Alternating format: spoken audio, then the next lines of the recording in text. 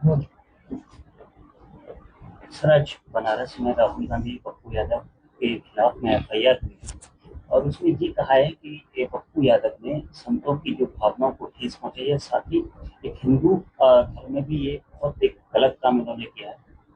देखिए, पप्पू यादव जी ने जो पाप भारत की संसद के प्रांगण में बैठ के किया, उससे ये सिद्ध होता है कि ये सब रावण के खानदानी हैं। और जिस तरह रावण के परिवार में कोई खरदूषण था, मेघनाथ, कुंभकर्ण, तो ये जो पूरी जमात है ये रावण का कुनबा है।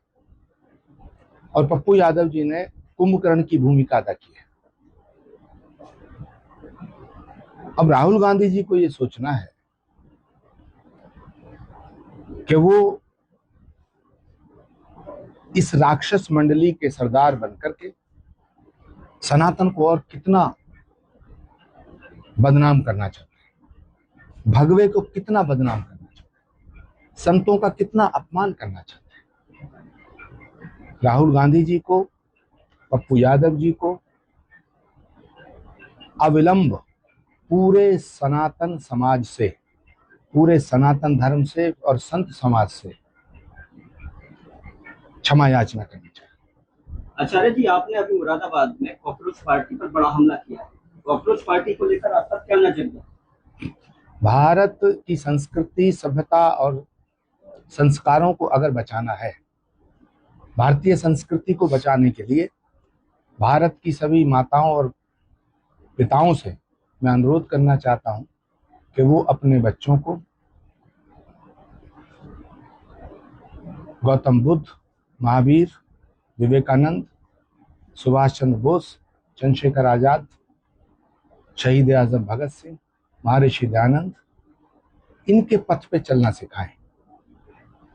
भारत की अगली जो नस्ल है, अगर ये संस्कारों से इसी तरह दूर होती चली गई, क्योंकि विदेशी ताकतों का षड्यंत्र है कि कॉकरोच मूवमेंट के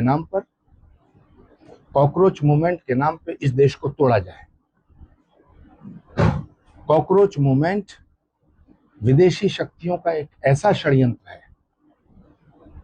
जो प्रधानमंत्री नरेंद्र मोदी को टारगेट करके उन्हें बदनाम करना चाहता है। और दुर्भाग्य की बात है कि विदेशी ताकतों के इस षड्यंत्र में leader of the opposition Rahul Gandhi मिले हुए हैं। आरएसएस के एक बड़े पदाधिकारी ने कहा है कि ये जो प्रदर्शन था ये राष्ट्रीय विरोधी था, साथ ही इसको वामपंथी तंत्रों ने हाईजैक किया हुआ।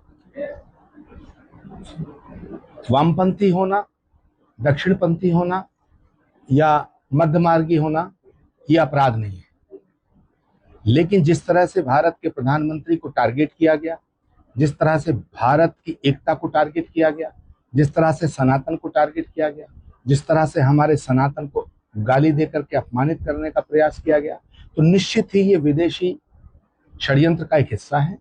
कॉकरोच मूवमेंट के नाम पे विदेशी ताकतें भारत को तोड़ना चाहती हैं और प्रधानमंत्री नरेंद्र मोदी के रहते वो अपने मंसूबों में सफल नहीं हो पा रही है। इसलिए कॉकरोच मूवमेंट का कंधा इस्तेमाल करके हमारे बच्चों को भड़का करके, बहला करके, फुसला करके एक हुड़दंग,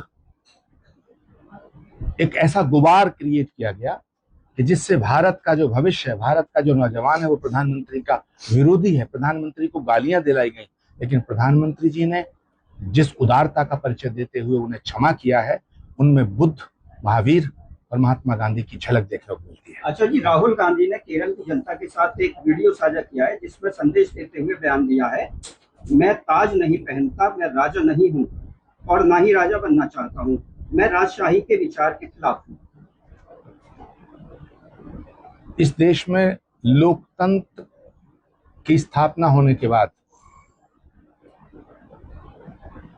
अगर तानाशाही की दृष्टिकोण से देखा जाए तो राहुल गांधी जी इस देश के सबसे बड़े तानाशाह राजनेता हैं। वीके न्यूज, राष्ट्र के नाम।